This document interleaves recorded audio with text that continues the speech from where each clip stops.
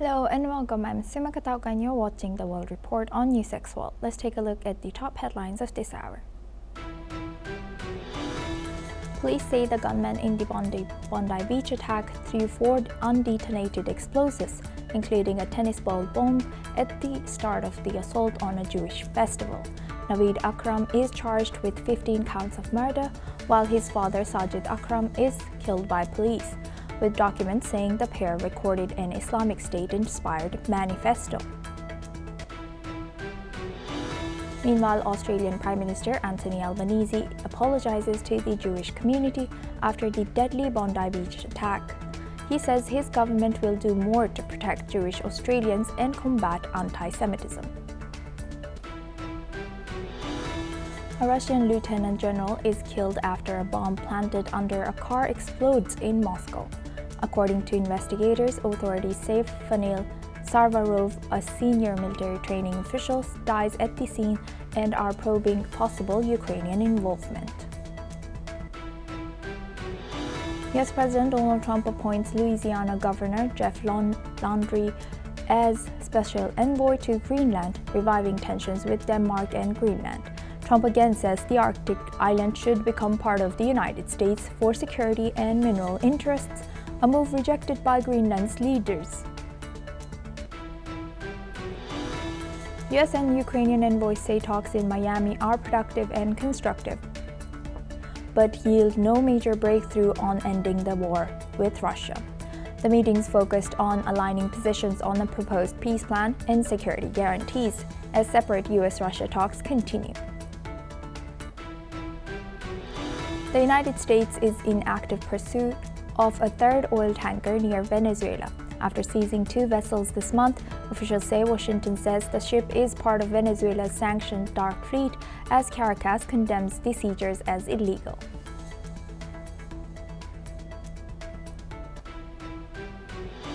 Southeast Asian foreign ministers meet in Malaysia to try to restore a ceasefire between Thailand and Cambodia.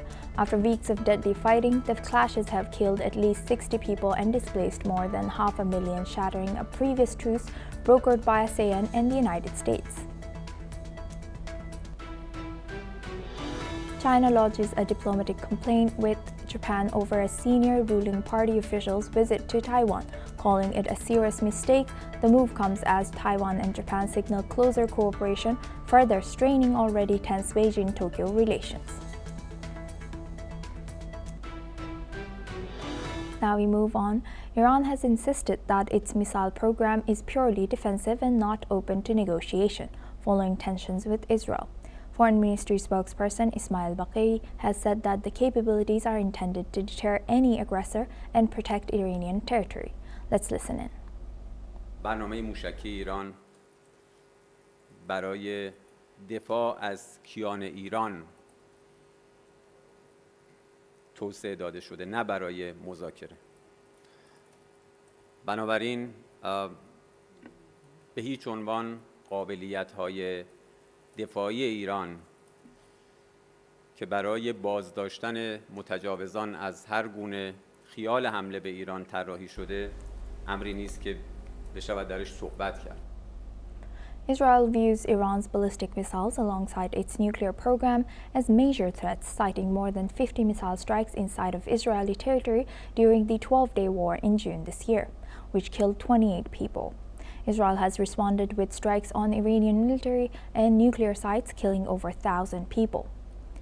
Israeli Prime Minister Benjamin Netanyahu is expected to meet President Donald Trump later this month to present options for the U.S. to assist in future operations targeting Iran's missile production. Iran, which developed its domestic arms industry after the 1979 revolution, continues to emphasize that its missile arsenal is non-negotiable and intended solely for defense.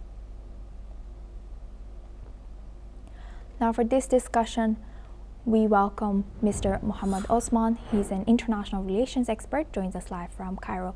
Thank you very much, Mr. Mohammad Osman, for joining us again. Great to have you. Now, looking at this, can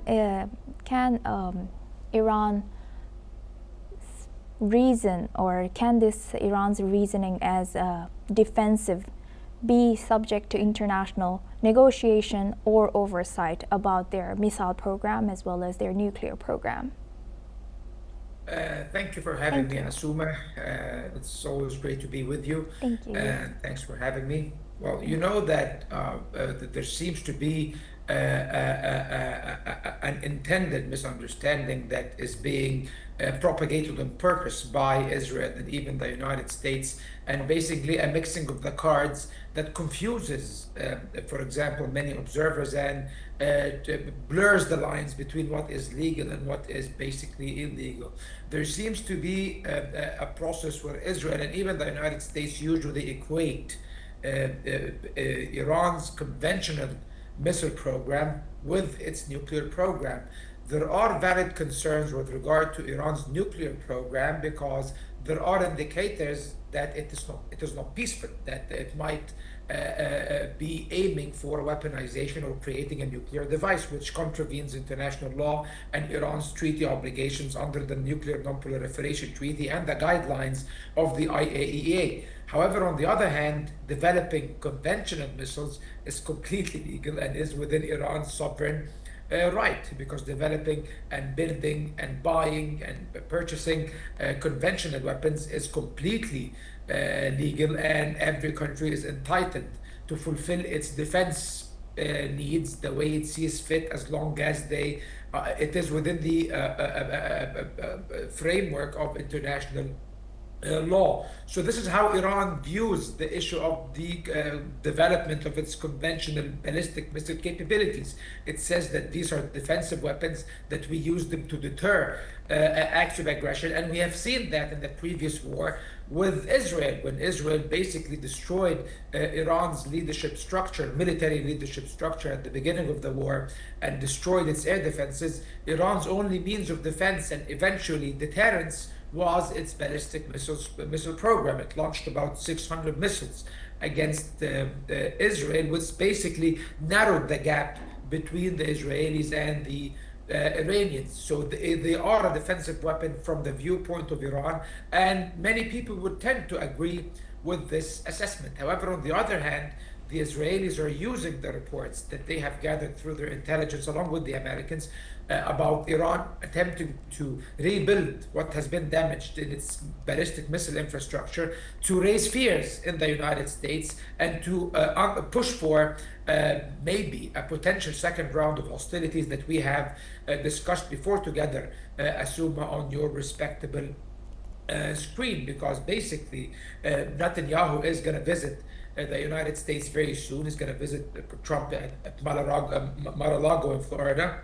Yes. And he will push for another round of war with Iran, reportedly. Yes, and what role should United States play in support? How should it? How should it support Israel against its alleged missile and nuclear threats from Iran without escalating retaliatory strikes or affecting regional security and civilian safety in Iran and the Middle East?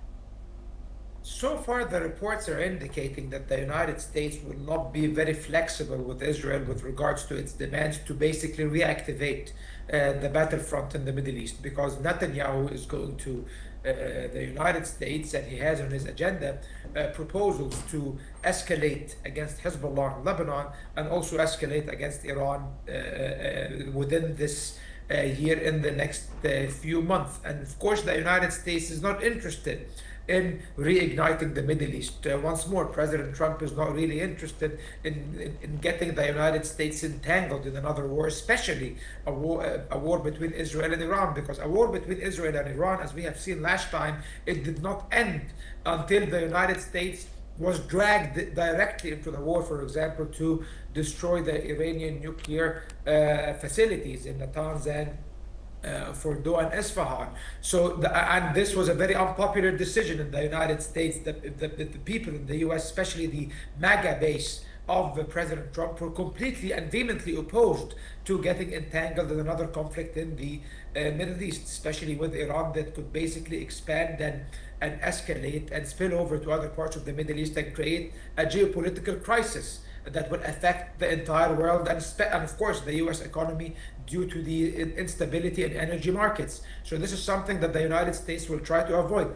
However, Ashuma, Yes. Israel is mobilizing its lobbies in the United States, pro-Zionist lobbies, in order to pressure Yes. the Trump administration to be more pliable with Netanyahu's demands, and this is where the actual danger lies. 100%, we will be eyeing that. Thank you for highlighting all that with us, Mr. Mohammed Osman. Now we move on to our next news.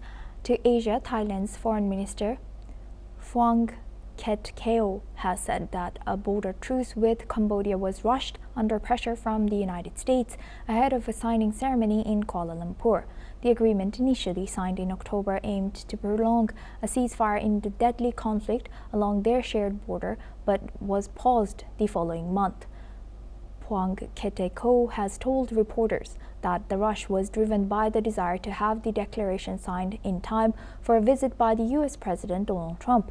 Has emphasized that while the countries had agreed on the principles, the accelerated process affected the implementation and coordination. Let's listen in. I noted that we were sometimes in a rush to do the declaration because, the United States wanted the declaration signed in time by the visit of President Trump. I mean, the earlier the better. But sometimes we really need to sit down, trash things out so that things that we agree will really hold, really be respected. The discussion will be held in the framework of the GBC, Joint Boundary Committee, which is already existing. And the meeting is scheduled, and this is proposed by the Cambodian side on the 24th of December. And, if you really want a ceasefire, and this is the point I made, and the meeting agreed that a ceasefire cannot come by way of a declaration. You declare ceasefire tonight. Will that ceasefire be respected? Right. So you need time to discuss the details. Now for this discussion, we welcome Mr. Dr. Satoru Nagao. He's a fellow at Hudson Institute, joins us live from Tokyo. Thank you very much, Dr. Nagao, for joining us again. Good to have you. Now, looking at this, now that we know that it was indeed rushed, the ceasefire between Thailand and Cambodia, and hence, of course, it did not hold on that long. What do you think? What risks are involved when these peace deals are rushed, and how dangerous it is that it was rushed between these countries, and should they revise these kind of things and make sure that the next one is not rushed and it holds?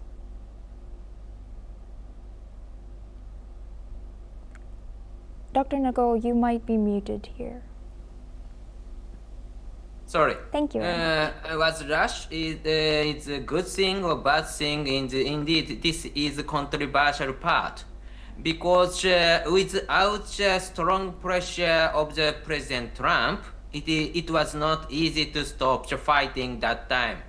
So now, from now, yes, the fighting has restarted, but because of the pressure of the President Trump, including the rushing speed, made the ceasefire at that time was also true. And but in this case, we should not forget one important aspect.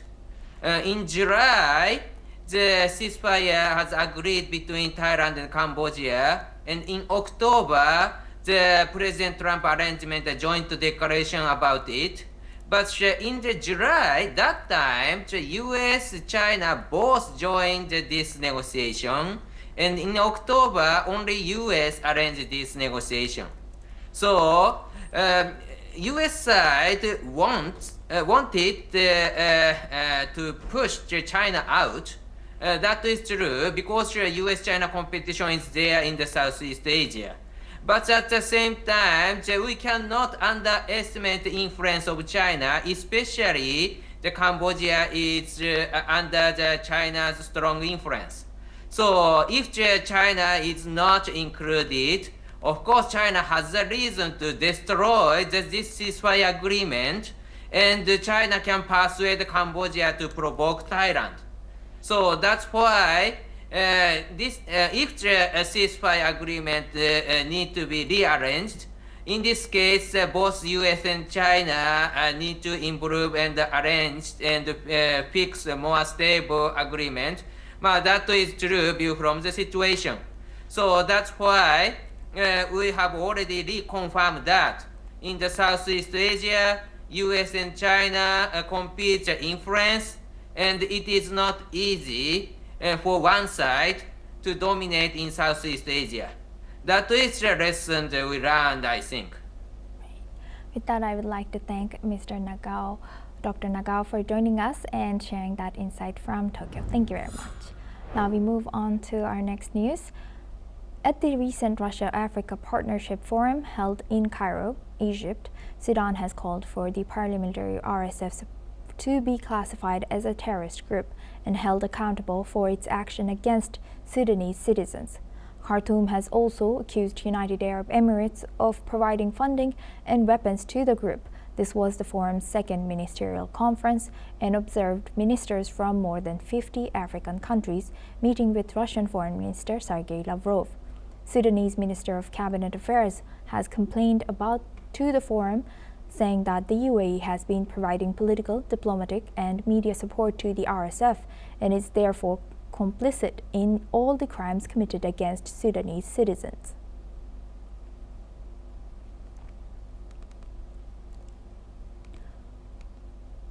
The recent Russia-Africa Partnership Forum held in Cairo, Sudan has called for the paramilitary RSF to be classified as a terrorist group and held accountable for its action against Sudanese citizens. Khartoum has also accused United Arab Emirates of providing funding and weapons to the group. This was the forum's second ministerial conference and observed ministers from more than 50 African countries meeting with Russian Foreign Minister Sergei Lavrov. Sudanese Minister of Cabinet Affairs has complained to the forum, saying that the UAE has been providing political, diplomatic, and media support to the RSF and is therefore complicit in all the crimes committed against Sudanese citizens. At the recent Russia-Africa Partnership Forum held in Cairo, Sudan has called for the paramilitary support forces to be classified as a terrorist group and held accountable for its actions against Sudanese citizens.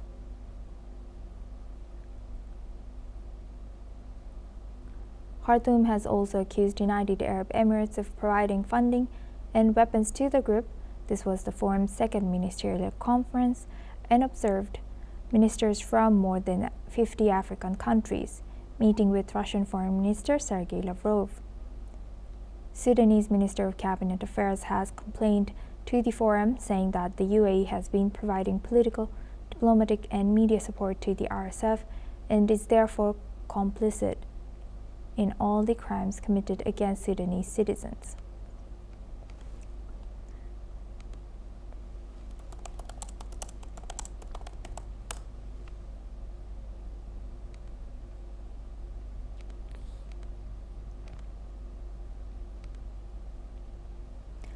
Now we move on to our next news, to Denmark. Denmark has said that it will summon the U.S. ambassador after President Donald Trump announced he had appointed a special envoy to Greenland, the Danish autonomous territory he has threatened to annex. This comes as President Donald Trump appointed the governor of Louisiana, Jeff Landry, as special envoy to Greenland. And in a post on his social media platform, Truth Social, Trump has said that Landry understands how essential Greenland is to national security and will strongly advance the country's interests for the safety, security, and survival of United States allies. Since returning to the White House in January, President Trump has repeatedly said the U.S. needs the resource-rich island for security reasons and has refused to rule out the use of force to secure it.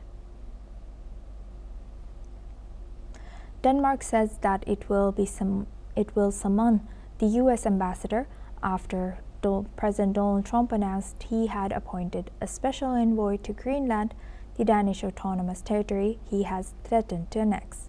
This comes as President Trump appointed the governor of Louisiana, Jeff Landry, as special envoy to Greenland, and in a post on his Truth Social, Trump has said that Landry understands how essential Greenland is to national security and will strongly advance the country's interests for the safety, security, and survival of U.S. allies. Since returning to the White House in January, Trump has repeatedly said the U.S. needs the resource-rich island for security reasons and has refused to rule out the use of its force to secure it.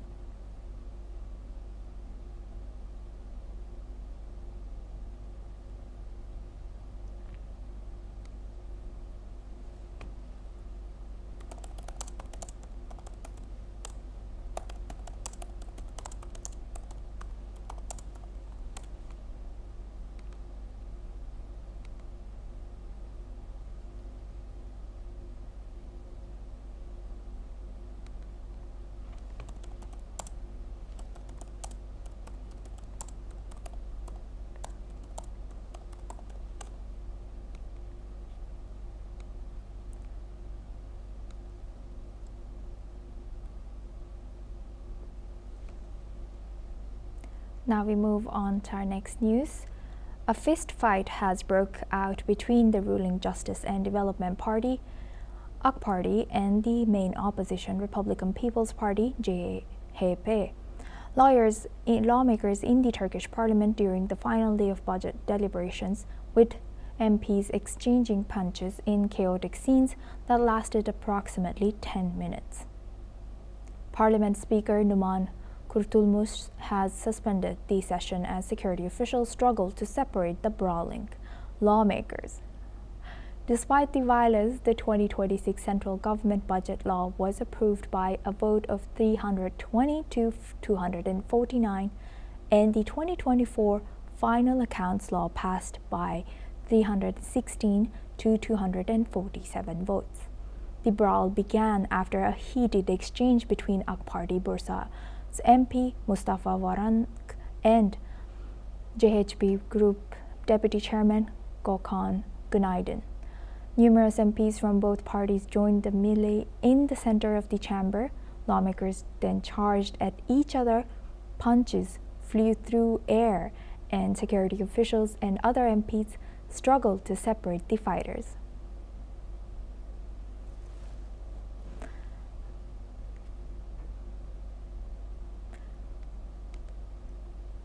A fist fight has broke out between the ruling Justice and Development Party, AK Party, and the main opposition Republican People's Party, CHP, lawmakers in the Turkish parliament. Now for this discussion, we welcome back Dr. Satoru Nagao. He's a fellow at Hudson Institute, joins us live from Tokyo. Thank you very much, Dr. Nagao, for joining us again. Good to see you. Now, looking at this, what more can you tell us about the situation that has broken out in Turkish parliament, and is this a common thing in Turkish parliament? It is not easy to say that this is common or not, because under the long-term leader of Erdogan, it is true that the Turkish is repressing the opposition party and opposition politician too. And especially recently, he's focusing on the mayor of the Istanbul, because in the past he was the mayor of the Istanbul to be the president now. So that's why the opposition party is leading by him. He could be the rival of the President Erdogan, he think. But at the same time, when we check the long-term history of the Turkey, of course, the Turkey is not perfect democracy, but relatively democratic. So that's why they try to do. So common or not, a little bit controversial in this case. But recently, President Erdogan is cracking down the opposition. It is clear, I think. Right. And what do you think, what comes next for these Turkish MPs and a Turkish parliament now? matter is the election, I think. So that's why they are preparing to, before the opposition party grows the power, of course, ruling party side, of course, President Erdogan want to limit the power of the opposition party. So that is the effort and they're focusing on just now. And one by one, they use the card to cracking down. But at the same time, because the people want to complain, that's why the ruling party is facing a little bit serious situation. Rising prices matter, world economies matter, so that's why the Turkish economy is affected by world economy, and the price is rising. So these are the issues affecting the rule of President Erdogan. That is the situation that he is facing. So that's why even if the ruling party is cracking down, still the opposition party have some supporters, I think. With that, I would like to thank Dr. Satoru Nagao for joining us today from Tokyo and sharing that insight throughout our news. Thank you very much. Now that's all we have time for. Keep watching NewsX World for more news updates from around the world.